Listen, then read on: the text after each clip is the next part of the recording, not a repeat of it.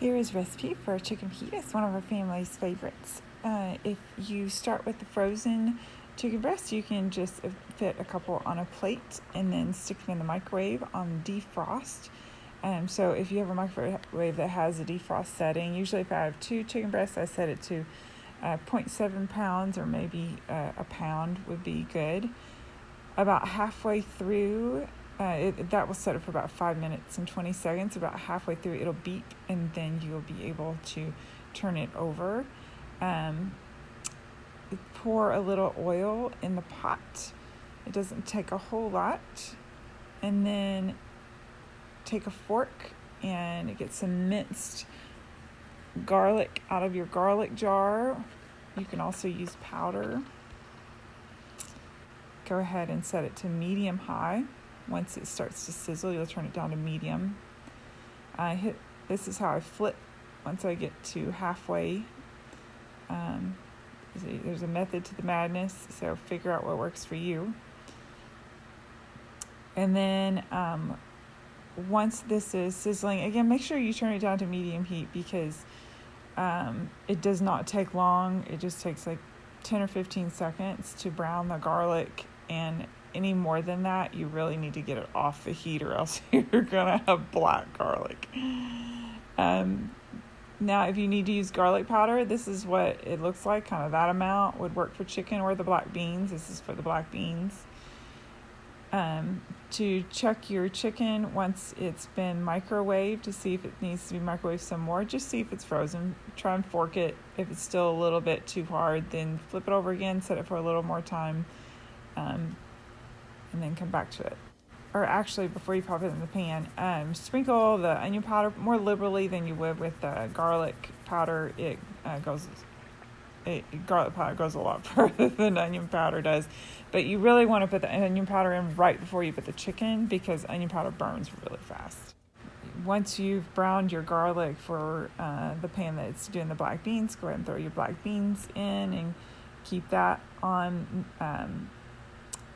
medium while it cooks and boils out some of the liquid. You're just really trying to evaporate the liquid and mix all the garlic and the onion powder in there. Okay, so this is what brown garlic looks like, and you just want to spread the oil around the pan. Sometimes I just use a fork and just slosh it around or just move the pan around. And I made a mess. Don't do as Mommy does. Throw the chicken in the pan while the plate is next to the pan, and you'll hear this sizzle, and that's what you want. You actually only leave it on that side for a few seconds, and then you flip it over because you want it to be brown.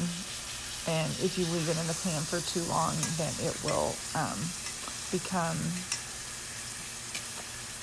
more liquidy in the pan because it's cooking the chicken juices out. And so you actually want to keep that sizzle going right at the beginning and brown both sides. Yep. So you got your nice sizzle, you got your brown on both sides, and then we're going to start actually cutting pretty quickly. So you're just letting it sit there for a few seconds while it's browning. And then we're ready to start slicing. And so I slice it in strips. It's really easy to do. I just put the knife through it, and sometimes I won't go all the way through it the first time through. I find it just easier. Sometimes you go 3/4 of the way through and then just come back and slice it all the way through after that. And then as you slice it, go ahead and lay it on a side that hasn't been cooked yet. And then once I'm done slicing all of them and they're on a side that hasn't been cooked, then I go back to the one I started with and I turn them over on the other side so they can cook on the other side. Okay. This is all a super quick process. Again, once I'm done with all of them, I just go back and start the process of flipping. And then once I'm done flipping, I go back to the first one, and then I start cutting them in small pieces and trying to turn them on a side that hasn't been cooked. And this is what the chicken looks like as it's cooking at this stage. You can see the pieces are done on the outside, but there's still a little bit of that raw piece in the middle of some of those pieces. And so you're just trying to cook the chicken all the way through. But this method really makes for tender chicken. It's not tough or dried out. I love this method. So go ahead and add corn, and I just make sure I use frozen corn a lot, but if you use canned corn, just make sure you drain all the juices out before you throw it in the beans, or else it'll take you forever to boil out all that liquid. So if you don't mind your beans liquidy, if you just want to strain them when you put it on your fajita, that's fine. I like to thicken ours. So here's, we've got a good sizzle continuing to go on. And so I don't flip the small pieces at this point. I just stir it, let it sit for 30 seconds. Stir it, let it sit for 30 seconds. I do that like 4 or 5 times.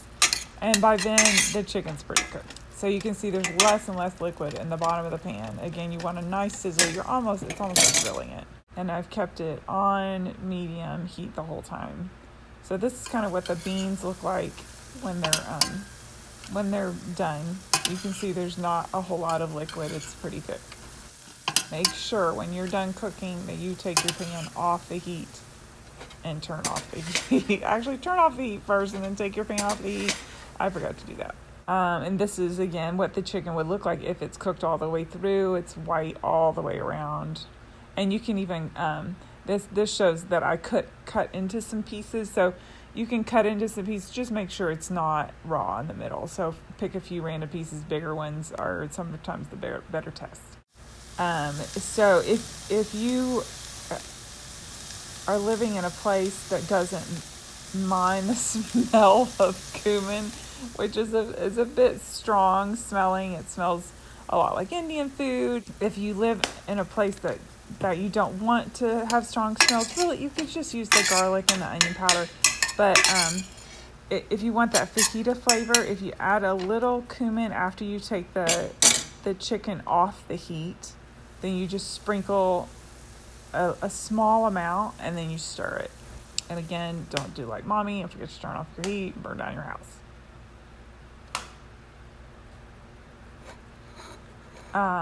For some reason, this video cut off the top of my tomato cutting, but what I wanted to show also in part in this is that if you do not have a serrated knife to cut your tomato, then just put the tip of your knife in the tomato to create a little crevice and then still slice.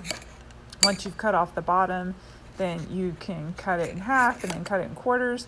And then it's always easier for me if I don't have a serrated knife to do it on the non-smooth edge. Like cut the inside of the tomato, cut with the inside of the tomato. That way your knife can go through without squishing the tomato.